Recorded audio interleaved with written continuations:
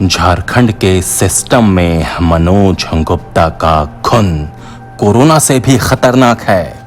सफेद पोशों का ये तंत्र, इस नए पावर सेंटर ने राज्य को निस्तेनाबूद कर दिया। आजाद सिपाही के विशेष में आपका स्वागत है। पिछले कुछ दिनों से झारखंड में एक नाम की चर्चा हो रही है, जिसका ना तो कोई चेहरा है और ना किसी को ये पता है कि वो करता क्या है। लोगों को केवल इतना पता है कि वो नाम है मनोज गुप्ता, जिसने कुछ महीने पहले तक पूरे सिस्टम को अपने हाथ में ले रखा था और जब जिसे चाहता था अपनी पसंद के अनुसार नचाता था। इस मनोज गुप्ता नामक शख्स के बारे में जो जानकारी सामने आ रही है, उसके अनुसार उसके लिए दर्जनों लोग काम करते थे, जिनमें अपराधी भी थे, पुलिस अधिकारी भी थे और राजनीतिक हस्तियां भी। इस गठजोड़ ने न केवल झारखंड के कोयला कारोबार पर कुंडली जमा रखी थी, बल्कि अफसरशाही के रौब में उद्यमियों और कारोबारियों से अवैध वसूली का धंधा भी चला रहा था। इस चौकड़ी के खिलाफ झारखंड ही नहीं, आसपास के राज्यों के पुलिस भी कार्रवाई से कतराती थी, क्योंकि इसकी ताकत का अंदाजा सभी को था। मनोज गुप्ता की इस चौकड़ी ने झारखंड के कोयला आधारित उद्योग से करोड़ों रुपए की वसूली तो की ही, कई उद्यमियों को सड़क पर लाकर खड़ा भी कर दिया। कई उद्यमियों ने इस चौकड़ी के डर से अपना कारोबार बंद कर दिया, जिसका सीधा असर वहां काम करने वाले लोगों पर पड़ा। इस तरह इस चौकड़ी ने झारखंड को भीतर से खोखला बनाना शुरू कर दिया। अब इस चौकड़ी के कारनामों की फहरिस्त खुल रही है तो पता चलता है कि ये चौकड़ी तो कोरोना महामारी से भी खतरनाक है। मनोज गुप्ता चौकड़ी पर आजाद सिपाही टीम की विशेष रिपोर्ट। मनोज गुप्ता ने धनबाद के उद्यमी से 40 लाख की रंगदारी मांगी। थाने में एफआईआर। कौन है मनोज गुप्ता और किसके लिए वसूलता है पैसा? चर्चा में है मनोज गुप्ता। 3-4 दिन पहले जब यह खबर अखबारों में प्रकाशित हुई, तब लोगों को ये पता भी नहीं था कि ये मनोज गुप्ता कौन है और क्या करता है।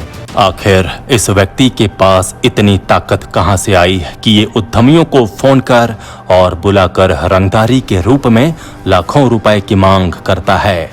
काले हीरे के नाम से जाना जाने वाला कोयला न जाने कितनों के दामन को काला कर गया है। ये अब धीरे धीरे सामने आने लगा है।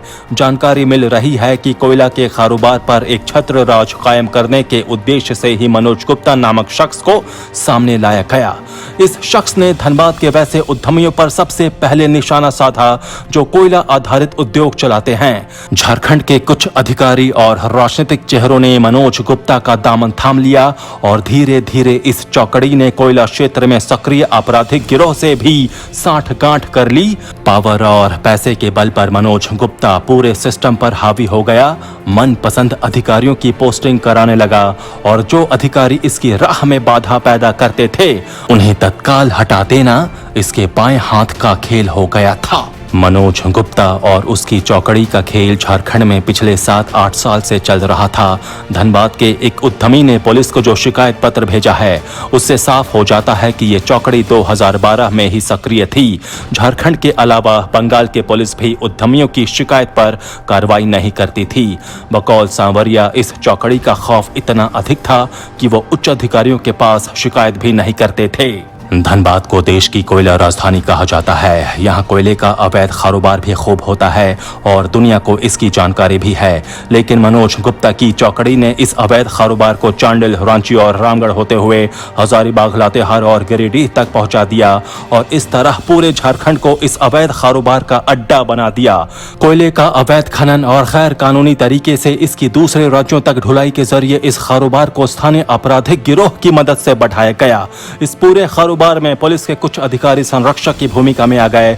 इस गिरोह को कोयले के इस अवैध कारोबार से अकूत पैसा आ गया तो इसका नंगा नाच शुरू हो गया। अलग राज्य बनने के बाद से झारखंड की चर्चा राजनीतिक अस्थिरता और भ्रष्टाचार के लिए होती रही, लेकिन इसकी आड़ में ये चौकड़ी भी खूब फलती फूलती रही। इस चौकड़ी का आतंक इतना अधिक था कि कोई इसके खिलाफ जुबान नहीं खोलता था। यदि कभी किसी अधिकारी ने इस चौकड़ी के रास्ते में आने की कोशिश की तो उसका तत्काल तबादला करा दिया जाता था। इस चौकड़ी ने आपराधिक गिरोह को भी अपने साथ मिला लिया।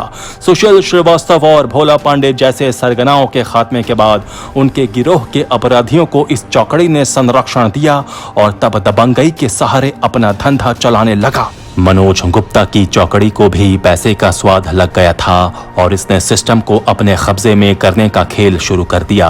इस चौकड़ी की ताकत का अंदाजा इसी बात से लगाया जा सकता है कि कहीं बाहर से एक बैजनाथ प्रसाद गुप्ता नामक शख्स आता है और झारखंड की राजधानी रांची में सत्ता की नाक के ठीक नीचे स्पेशल ब्रांच के समानांतर कार्यालय पर परोक्ष रूप से कब्जा कर लेता है। उसे 2 बॉडीगार्ड और विशेष शाखा के 2 ड्राइवर भी मुहैया करा दिया जाता है। इतना ही नहीं, इस कार्यालय में विशेष शाखा के तकनीशियनों को तैनात भी कर दिया जाता है और यहाँ से विरोधी राजनीतिज्ञों, बिल्डरों और बड़े व्यवसायियों के फोन टैप किए जाने लगते हैं। पैसा और पावर आ गया तो गलत हरकतें भी होने लगती हैं। इस चौकड़ी ने बेकसूर की गाड़ी में गांजा रखवा दिया और फिर पुलिस से उसे पकड़वा दिया। ये सब एक खास शौक पूरा करने के लिए किया गया। ये पूरी चौकड़ी पुलिस विभाग के एक वरीय अधिकारी के संरक्षण में काम कर रही थी। उसी का पूरा संरक्षण इस चौकड़ी के साथ था। अब भी वो अधिकारी सिस्टम के इन घुन को बचाने की पूरी कोशिश कर रहा है। अब जैसे जैसे इस चौकड़ी के कारनामों की परतें खुल रही हैं, लोगों को पता चल रहा है कि झारखंड के असली गुनहगार कौन हैं। लोग ये भी समझने लगे हैं कि ये चौकड़ी कोरोना वायरस से भी अधिक खतरनाक है, जो न केवल लोगों के लिए खतरा है बल्कि इसने राज्य के आर्थिक आधार को ही खोखला बना दिया है। लोगों को उम्मीद बंधी है कि अब इस चौकड़ी का अंत निकट है। ये उम्मीद जितनी जल्द पूरी होगी, राज्य के लिए उतना ही श्रेष्ठकर होगा। आजाद सिपाही में अभी इतना ही। खबरों की और भी अधिक जानकारी के लिए आप पढ़ते रहिए अपना लोकप्रिय दैनिक अखबार आजाद सिपाही। आप हमारे इस YouTube चैनल को जरूर सब्सक्राइब करें। आप हमारे Facebook पेज को भी जरूर लाइक करें। जुड़े रहिए आजाद सिपाही के साथ। धन्यवाद।